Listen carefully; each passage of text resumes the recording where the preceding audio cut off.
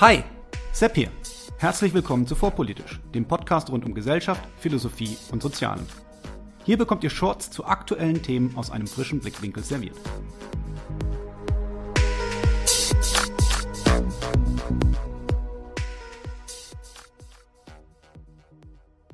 Hello and welcome to another episode of Vorpolitisch Meets. Today I have as a guest Timothy Lynch, Professor of Political Science at the University of Melbourne. Hi, Tim. Sebastian, it's great to be here and to be part of this terrific podcast. Thank you. Would you like to say a few words about who you are and what you're working on so that our listeners get an idea of who's speaking? Yes, my name is Timothy Lynch, or Tim, I prefer. I'm a professor of American politics at the University of Melbourne. I write in the areas of contemporary US foreign policy and have done books on Clinton, on Bush, and a longer history of US foreign policy in the post-Cold War era. I teach on US politics, US foreign policy, and I write a fairly regular column for the Australian newspaper. So you must be in high demand at the moment. Your time must be very sought after. Well, Trump is very good for my business. It may not be good for other businesses, but the more conflict and discord America produces, the more my media profile rises, and I think the greater sense of obligation I feel to try and be a good explainer of what is happening, though I'm deficient in lots of ways. I think it's very important, Sebastian, that we don't fall into the trap of loving or hating Trump, but trying to explain where he sits in a longer historical traditional period, and that's something that is often reserved for decades into the future, but something that's probably worth trying now. Yeah, I fully agree on that. Some people certainly go over the top or even put out false statements because they dislike him.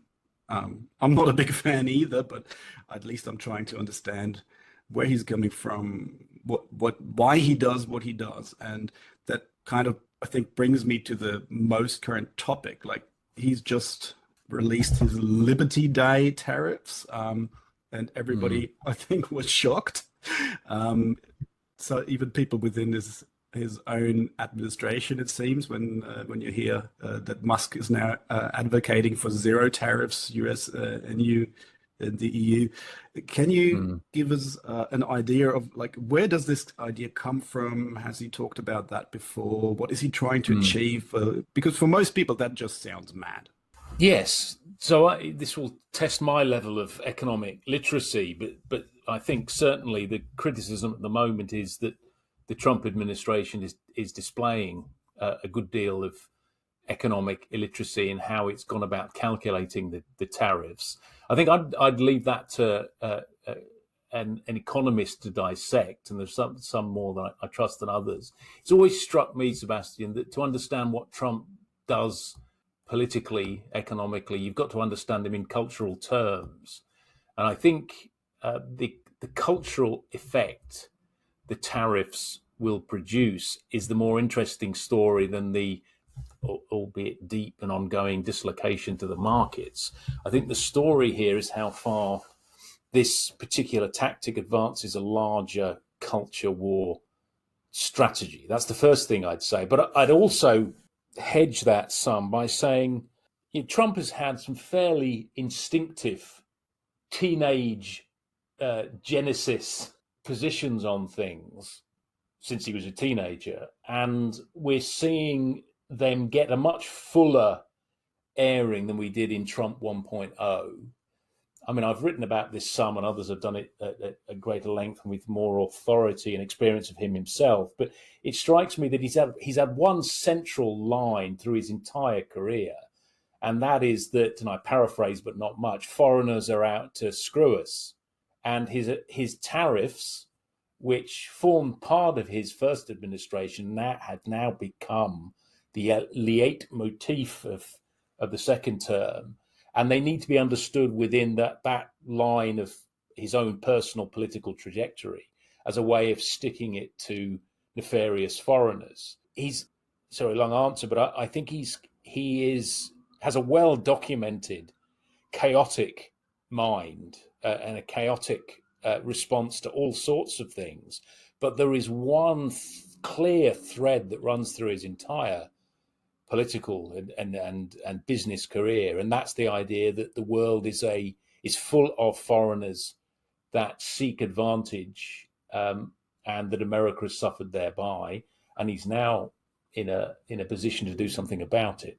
So he's a man that's inchoate, instinctive, but now he's with a mandate of the kind that he enjoys. He's now in a position to actually act on these instincts, and that's what's causing the world so much distress. I think the point that you made about the culture wars is a very, very good and very valid one. Would you say it is also an instance of that culture war when J.D. Vance gave his speech at the European Security Conference in Munich earlier? Because that shocked a lot of people, especially over in Germany. Everybody was up in arms. It's like, what is he talking about? Yeah. You know, he specifically addressed Germany as, you know, attacking free speech and no longer being a democratic country and all of that, Yeah. which it seems ludicrous to a German. Yes, I think that's a very good illustration of this claim that it is fundamentally, not exclusively, but fundamentally about culture. And Vance has been, I think, very powerful in his diagnosis of why Trump is doing this, and he's doing this to effect an ideological rethinking on behalf of what have become vassal states of the United States. Now we can agree or disagree about the extent to which free speech has been downgraded in the European Union and in the UK, but it's an important part of the approach, the cultural, ideological approach that this administration has taken. And it runs something like this. I mean, ask viewers to go and listen to Vance himself, because he's quite rhetorically powerful, something he hones in his hillbilly elegy memoir.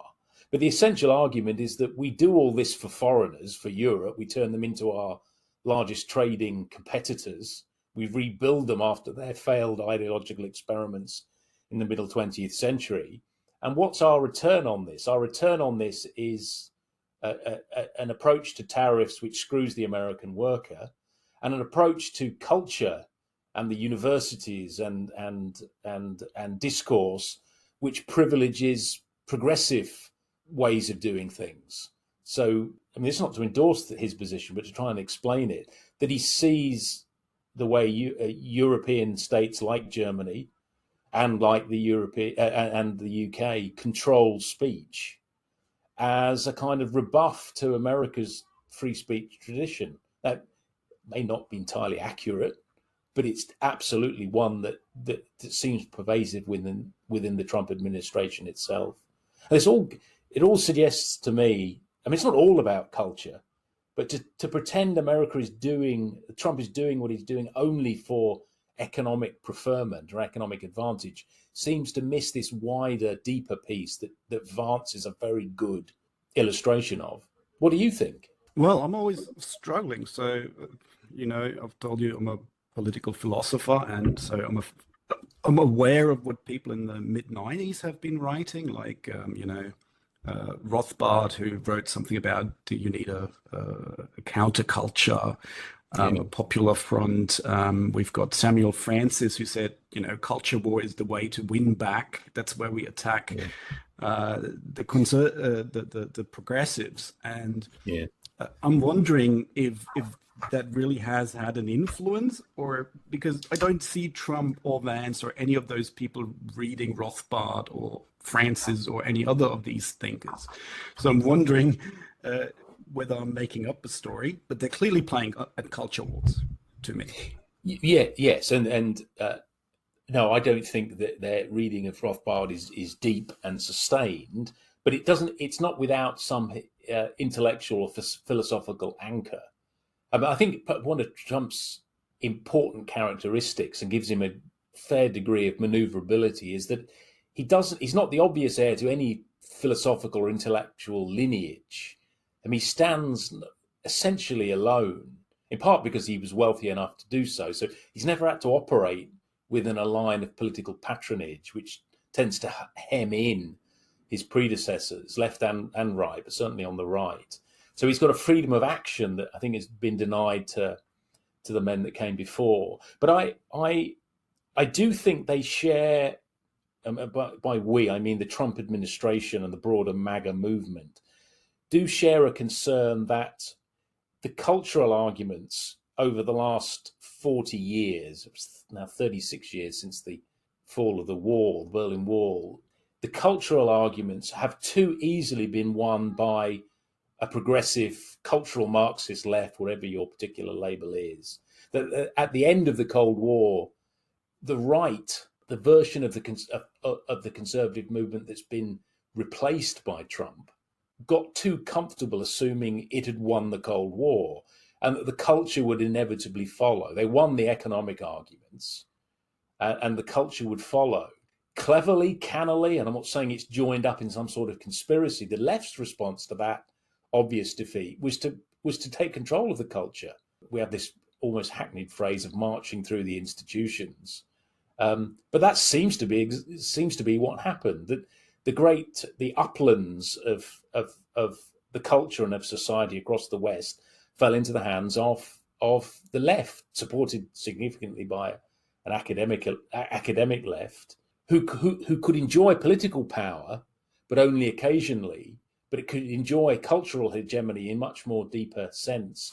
And the corollary, not equal, you use the word counter-revolution, I think it's an important metaphor to get right. The right's response to this is not to balance against this, but to assume that because the frustrate. Let me put it this way. Sorry, you ask a good question. The difference here, or the distinction both sides made, was that the right assumed winning economics would mean winning the culture, and the left assumed that losing the economics made the culture central to their campaign. And you've got, over the last 4 decades, the evolution of two big camps, both of whom are concerned that they can't control the bit they don't. So Trump and his supporters, for much of his rise to power, were driven by this sense that, well, so much of the economics reflects a conservative conception, but culturally we're on the back foot. The worker is no more. The devastation of the heartland that was the beating soul of the American civilization, not just economy, has been taken from us. And then the corollary on the left, that we control so much of the culture, and yet we keep losing political power. We've lost, and this explains Trump's rise very, very clearly, we lost the workers. The proletariat that we're meant to represent didn't follow our cultural cues. And the left, and we can talk about this, the left moved to a much more antithetical position on the working class with deep but missed irony, and Trump cleaned up in that area. So I think there is Marx always spoke about a basic dialectical process, and I think we're seeing that play out, just not in the way that Marxists predicted. Yeah, and maybe anecdotal note on the side, the march through the institution is actually something that was coined by a German leader from the 68 movement, Rudi Dutschke. Yes, and I have quoted him in a piece in the last while, because it usually gets attributed to Gramsci, but it's not. But it's become a very powerful way of understanding the more intellectual strain of the MAGA movement as an attempt to march back through the institutions. Trump won was in some ways a reactionary movement. I mean, it got into power never thinking it would, and had no clear plan or set of priorities beyond the instincts of the leader. Now, I think Trump represents much more of a movement, and with men like J.D. Vance, much more attuned to the technocracy of the counter-revolution. How do you actually staff the institutions of government and of the campus sufficient that you could actually really push back culturally against the domination of the left. Next few years, you promise to be absolutely fascinating as this plays itself out, but not one that I think many people expected to see happen at the end of Trump 1. You already mentioned the technocracy and the culture wars and the institutions. Is that what is explaining Musk's Doge? Is that like the attempt to retake these institutions?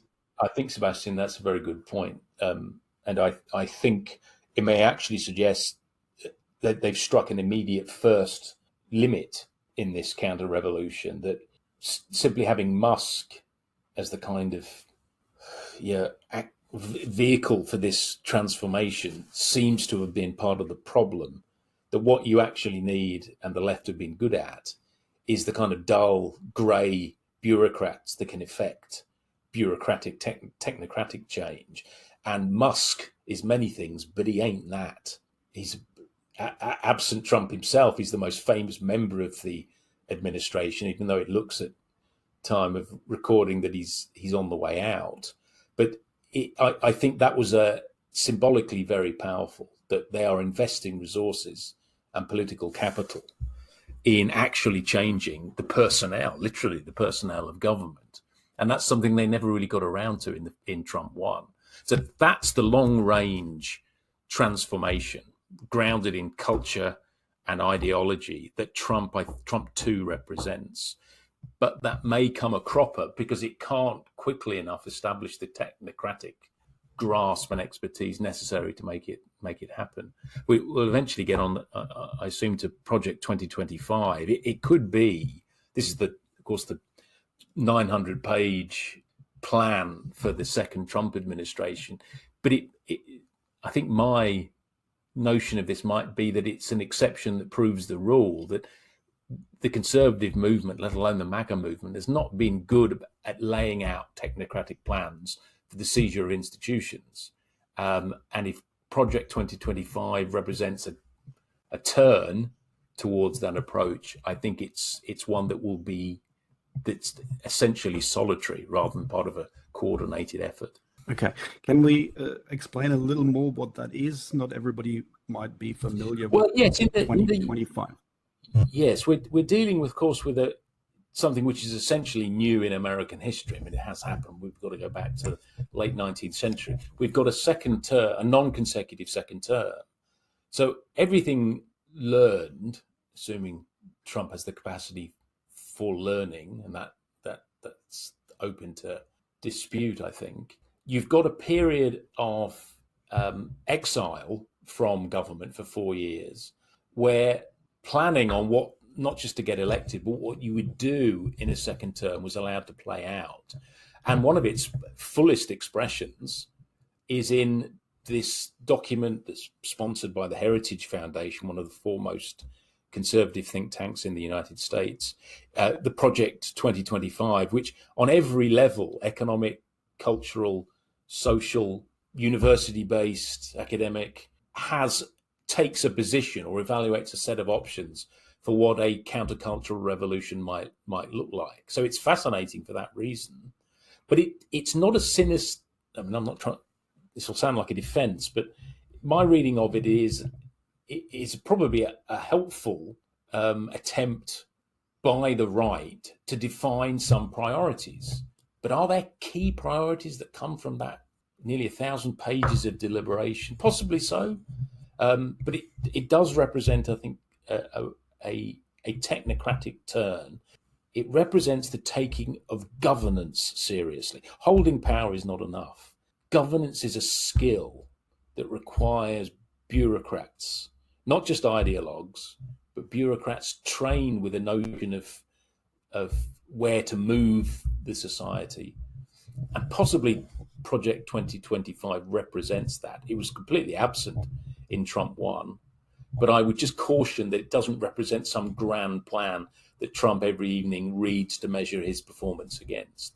Didn't Trump at some point say that he's proudly not reading, that he hates books or something? Well, this is both one of his great strengths and his great weakness. He's entirely free from any sort of intellectual anchor because he doesn't read anything. I mean, how does one understand the world unless one reads about it? I mean, I'm an academic, so perhaps you expect me to say that. But what it liberates him from is any sort of prior constraint. It's very difficult to... George W. Bush, remember him? I wrote a book with a colleague a few years ago, and I joked that I was transported to Australia for coming up with a broad-based defence of his foreign policy. He was certainly one of the better read presidents of the last 50 years. I mean, he consumed history books from an eclectic range. He would regularly have historians come and at lunch with him at the White House. It didn't give us a more effective Iraq occupation. It didn't mean we avoided the global financial crisis. Trump's know-nothingism, which again has a historical lineage, in part comes from the fact that for 50 years America's been run by experts, and it's been a disaster. I mean, start with Vietnam, the war delivered by the best and brightest at Harvard. And then you've got the assumption, again, an egghead assumption after the collapse of communism that we're at the end of history, but nobody told the Russians and the Chinese that. And then the various dislocations and disasters of the post-Cold War era, like Iraq, Afghanistan, global financial crisis, government overreach in COVID, on and on it goes. All expert-led and designed crises or situations that developed into a crisis, and they ruined the reputation of experts. Why not have a leader now that relies on gut instinct? And it's a very persuasive argument, and one that Trump has won 2 terms to the presidency making. That's an interesting take that I haven't heard before. And did I hear that right? You said that George W. Bush was widely read, because I remember that he was always portrayed as this bumbling idiot. Like, I'm really surprised. I just think that I've never heard that. Yes, it's a caricature. He may not have been able to turn it into rigorous policy, although I think I'd argue the case there. But he certainly had a notion of where he sat within an historical tradition, and he respected the craft of history. Trump has no notion of history beyond some very crude caricatures of how it works. But it hasn't stopped him being elected twice. It hasn't stopped him being the center of a global revolution. We can see how it's going to play out, but a much more fundamental transformation than any of his predecessors. Going back to, I think, Franklin Roosevelt would be the last guy who you could claim actually affected a transformation in how the world worked. None of them, the men in between, and certainly not since the end of the Cold War, have come close to the kind of change or potential change that Trump is now forcing the pace of. And he's done that without any sort of nuanced historical intellectual grasp of where he sits in history. It's an extraordinary state of affairs. And of course, so you ask good questions, my answers go on too long, but it's at the fate of all. That's good. I mean, we want to have a bit of, Well, I'll happily keep talking. I mean, it sounds like an obvious thing to say, but the legacy of any great leader is decided by people like me who read books. He says, pointing to his books. So the history of any presidency has been written by eggheads who, of course, in the current moment are very anti-Trump. But when Bush was in power and ruining the Middle East, they were also united against him. So this is a long-winded way of saying perhaps we lack the analytical tools as intellectuals and historians and political scientists to really grasp what Trump is and to understand that the depth of Trump's appeal and support.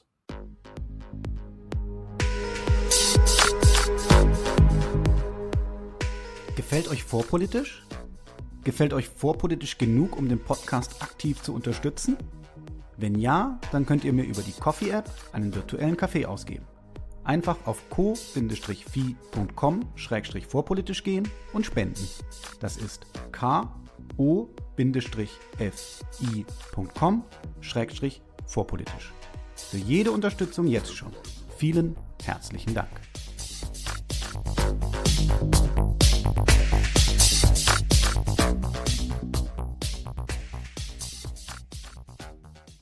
And as I said, that's a good point that I've never really thought about.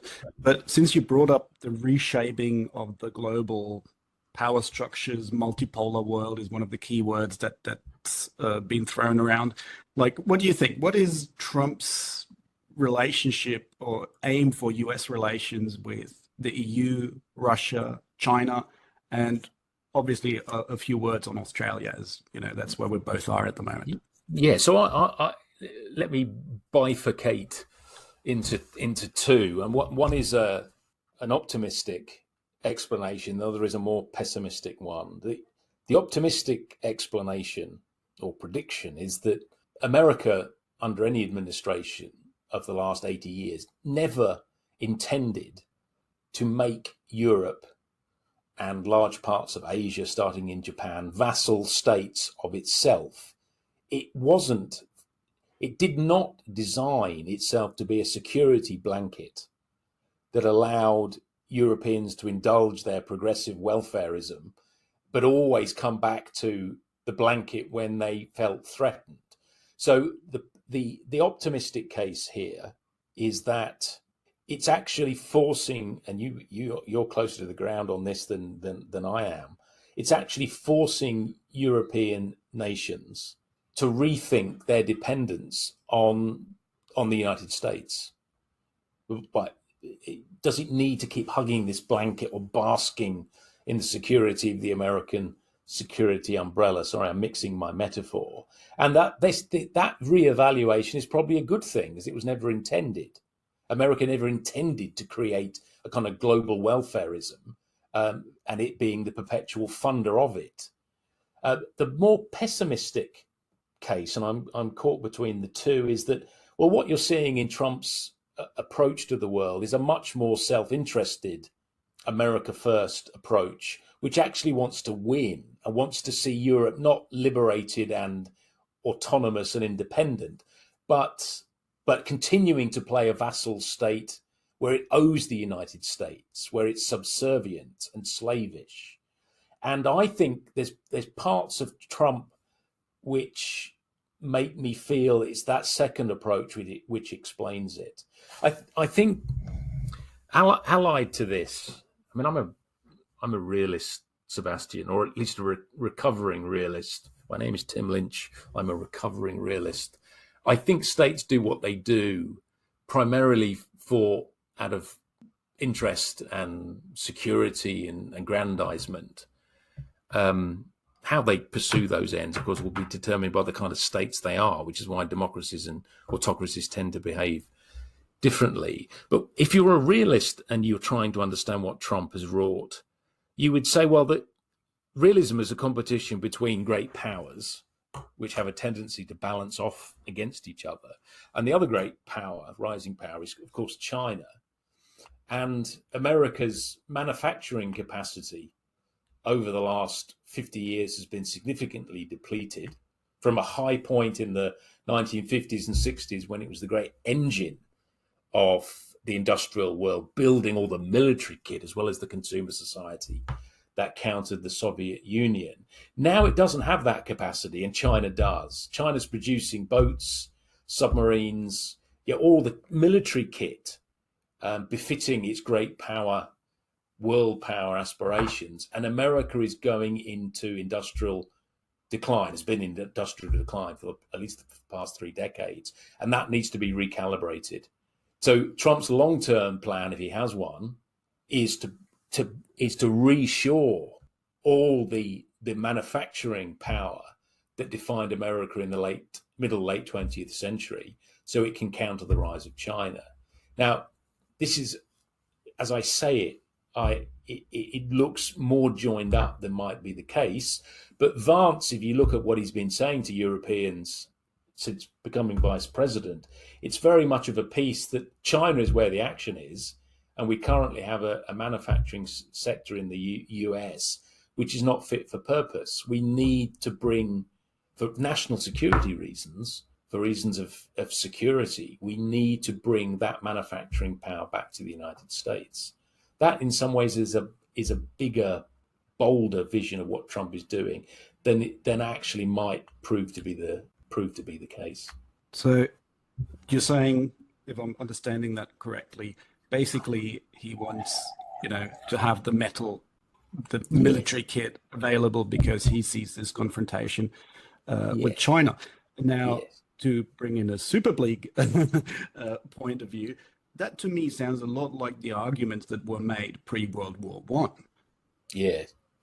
If you've read about the national economists back in the day that said, oh, look, the world is so interconnected, a big war, basically impossible. And then some people said, it's like, yeah, they're so interconnected, we're dependent, we need to bring stuff back. And then I think it was 1911 or something where big arguments were made that, the world is so connected, don't worry about a war. And then 3 years later, the world blew up. Yeah. Yes, no, I think one of the most powerful analogies and uncomfortable analogies, it's one that Graham Allison at Harvard has made, is to that early 20th century periods, particularly in Anglo-German relations, when the operating assumption of progressives, great age of progressivism, was that, well, the cultural connections and economic interdependence of these two powers is so great that will staunch any drift towards military confrontation. And its fatal flaw was that it was completely wrong. That economic interdependence, even though it's not as great as the one we see now between China and the US, did not forestall. In fact, it deepened the animosity in the crisis. These were two powers, Britain and Germany, that shared the same matriarch, Queen Victoria. I mean, how much more intimate can you be? And yet we had, to that point, the greatest war in human history. That doesn't mean, I think, that US PRC will follow exactly the same course. And it could be that the level to which Chinese manufacturing is dependent on an American market is great enough to forestall, to make war so irrational as to be inconceivable. But war doesn't have to be rational. Leaders miscalculate, and I see as much evidence of that being true as I do of the opposite. And since we've been speaking about this, so one thing that I've heard is that one of the reasons that Trump wants to get out of Ukraine and has the Russia policy that he has is basically because he just wants to not have to worry about Russia, don't care about Russia. I want to focus on China. Is that maybe a bit too simple, but is that the idea behind what we're seeing in Ukraine? Yes, there are a number of inconsistencies or contradictions here in Trump's approach. I mean, why would he worry at all about the rise of China? China is simply another real estate realtor that's seeking to take portions of the globe, and that's what Trump did in New York. He likes to buy up land, and he sees China in that tradition. Why would he oppose China on anything? Why wouldn't he simply cut a deal? The question I'm trying to get to is, in what kind of conduct in international relations would be beyond the pale for President Trump? Clearly, the invasion and attempt to destroy a democracy in Eastern Europe, Ukraine, doesn't worry him at all. Why would he be at all animated by the fate of Taiwan? If there's no moral component, certainly not a moral component rooted in notions of liberal democracy, why would he care about the plight, the fate of any people anywhere? He would just do deals, land deals, economic deals, which with whatever power was put in front of him. So there is it's hard for me. Your good question is how far is Trump's approach to Ukraine and Russia evidence that he wants to focus on China? And I would push back and say that it's evidence that he has no moral stake, no values-driven stake in any bilateral relationship with any friend or any potential conflict with any foe. He is simply transactional. And the buzz he gets from being president is the ability to do transactional things and to cut deals. He needs to cut some more deals. And the whole tariff approach, which is entirely ecumenical when it comes to friend and foe, seems evidence of the fetishization of transactionalism. This is not, I mean, it's been said that if you look at the tariffs America has imposed on Vietnam, one of the highest, okay, I think it's based on a very faulty kind of econometrics, but it misses the whole relationship between these two nations over the last 60 years. But he lacks that understanding, that nuance, the sense that there are values, or there is a sense of obligation, moral debt in international relations. He just has no time for that at all. In its own strange way, fascinating. In the interest of time, as you have a strict time limit when you have to leave, so what does all that mean for Australia? Ah, yes, Australia, where we are. Well, Australia, of course, it's again. I try and answer it in the pessimistic and optimistic frame. The pessimist in me tells me that this is a real crisis for Australian foreign policy, which, from the beginning, from 1901 through today, has been dependent on keeping a great and powerful friend in its corner. And that it wasn't quite a seamless transition from the British Empire to the American one, but essentially it was seamless. And the Americans have looked out for Australian interests for 80 years, based on an insurance policy. I'm sure you've heard this, and your listeners will, that this insurance policy requires Australia to pay in premiums of blood, particularly, though also of treasure, by fighting in every American war, including Vietnam, which not even the British would go near, in the expectation, but only a hope that insurance policy, those premiums, will be honoured when Australia itself faces national security crisis. But it's based on an understanding rather than a written agreement. It's not a NATO Article 5. If Australia is attacked, the ANZUS Treaty, which is now in its sixth decade, 1951, that treaty obliges America to think about doing something. Does not mandate that American submarines and US Marines will suddenly defend Australia. We can hope that's the case, and there's if you read your history, that the history suggests that is what might happen. But Trump has thrown that entirely up into the air. I mean, I think his references to Australia suggest that he's warm to Australia. I come from the UK, Sebastian, and I thought there's no closer relationship between two peoples than that between the Americans and the British until I got to Australia.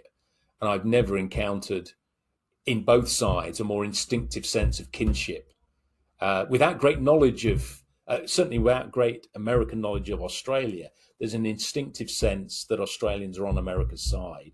I think Trump shares some of that, but is that enough for him to actually commit US force in Australia's interests should that crisis arise? So pessimistically, I am concerned about the depth of the American commitment under Trump to Australia. My more optimistic sense is, well, a bit like the European Union, this is an opportunity for Australia to take its own defence more seriously, to throw away the security blanket and actually start spending more appropriately. We're a very rich nation, despite what our current electoral campaign is telling us. We should be investing in the means to defend ourselves in what could be an increasingly difficult backyard, and Trump is the reason and the excuse to do so. That means embracing, and controversially, embracing nuclear power, indeed embracing a nuclear deterrent capacity as a way of compensating for the decline of American protection. That seems to me a healthy debate that Australians should be having. And the hope is we will have the time for this debate to play itself out and for us to change course before the crisis presents itself. Thanks for that. So I have been able to ask all the questions that I had prepared. Thank you very much. Is there anything you feel we have missed that you would like to add? Well, it's been a great pleasure to talk with you, Sebastian. You ask very good questions. I suppose I started by saying it's inappropriate for us to try and understand Trump through a lens of love or hatred. As far as possible, we should be trying to deal with him as if he's a chemical element, and we're there to explain why he reacts with some elements in different ways to others. But I am cautious. It's almost impossible to do that, and we end up having to deal with him through a values lens, and then notions of left and right, progressivism, conservatism become important. My final thought, and it's one I keep testing and eventually will commit to a book, is the idea that Trump represents some sort of vaccine, because this plays on the whole obsession with vaccines of the last several years. But perhaps the world, and America certainly, needed a dose of this disease, Trumpism, whatever you want to call it, in order to inoculate itself against something worse. So here's me at my most optimistic, that what Trump actually presages is a return to something like normality in American politics. What's normality? Normality is a system with a huge economic, military, cultural power that can forge consensus, where you've got parts of both sides, Democrat and Republican, that understand the necessity for compromise.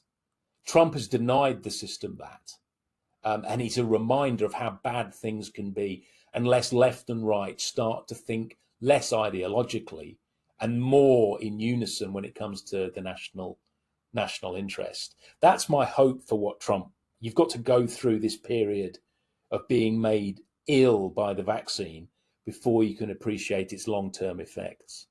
That is an interesting thought, and I'll be looking forward to that book coming out. Thank you for your time. It's been a great pleasure. More power to you. Thanks very much.